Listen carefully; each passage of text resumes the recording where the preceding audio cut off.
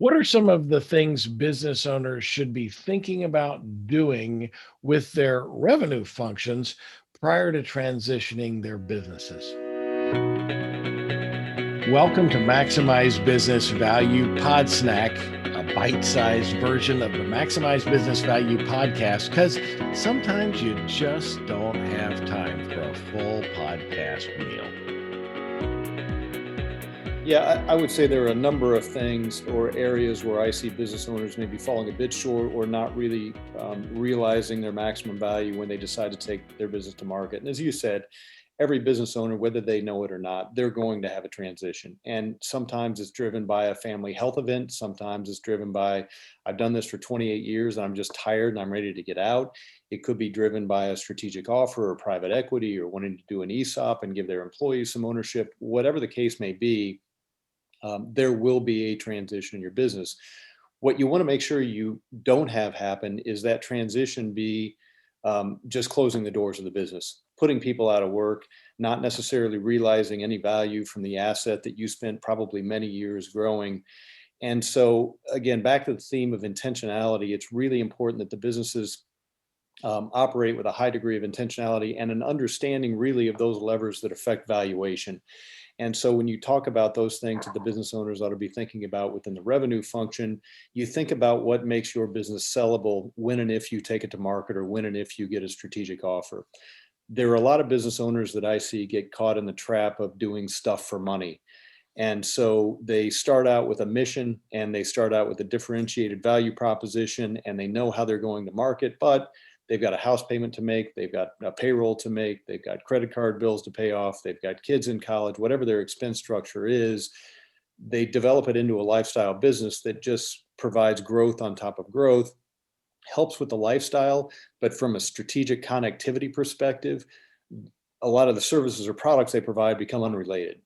And so that's not something that necessarily becomes sellable. A lot of business owners focus on growth for the sake of growth. And it's, we want to grow 6% next year or 8% next year, pick your number. But again, it's not necessarily strategic growth. It can be with the same large client or customer that they have, which creates a revenue concentration issue that isn't going to be very attractive to those bidding on the business or wanting to buy the business at some point. They may be growing at a level that's not all that profitable or not as profitable as the rates they've seen historically or that are consistent with what their competitors are growing at in the marketplace. And so lower than market profitability, that's not a place you want to go, even if your top line is growing. All you're doing is creating more administration and more cost for the same amount of EBITDA, which is what your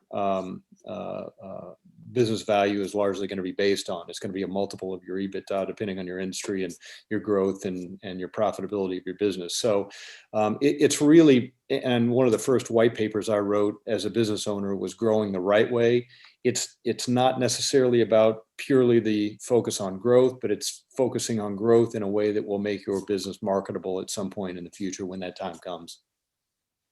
You're blowing me away here. When I talk typically with sales folks, they're all about the growth, but they're not thinking about the exit strategy and how the growth impacts that.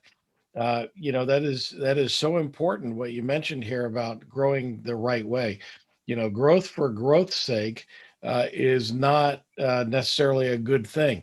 If your top line is growing at 15%, but your bottom line is flat or declining or growing at a slower rate, that is, to me, a symptom of unhealthy growth. And so you've got to be able to evaluate that. And it's also alarming to me. I was having a conversation with someone the other day.